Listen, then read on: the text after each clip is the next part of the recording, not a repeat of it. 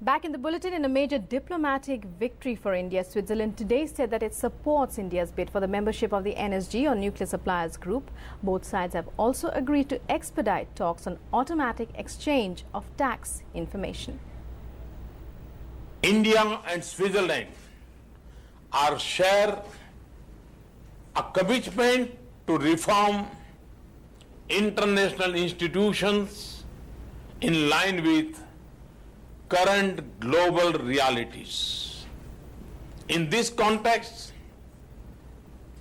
I am thankful to the President for Switzerland's understanding and support for India's membership of the Nuclear Suppliers Group. Combating the menace of black money and tax evasion is also our shared priority. We discuss the need for an early and expeditious exchange of information to bring to justice the tax offenders. An early start to negotiations on the agreement on automatic exchange of information would be important in this respect.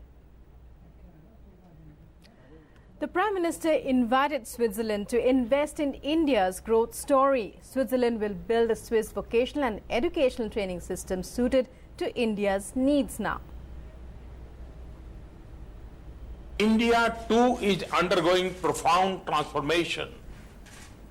We are today the fastest growing economy in the world. But that alone is not enough.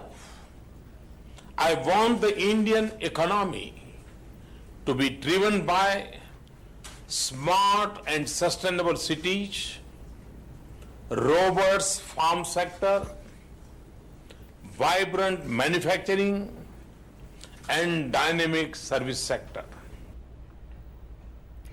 The Prime Minister talked about India-Swiss collaboration and mentioned Martina Hingis' partnership with Sania Mirza and Leander Paes.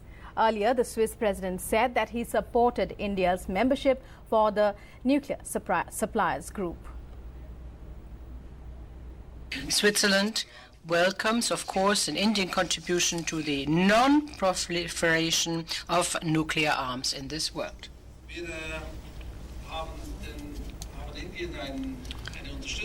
We promised India support in its efforts to become a member of this group, the Nuclear Suppliers Group.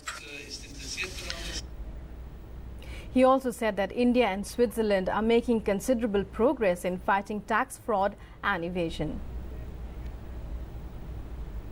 India and Switzerland over the last few years were fighting against tax fraud and tax evasion, making considerable progress in the cooperation between our countries, based on a practical, pragmatic level.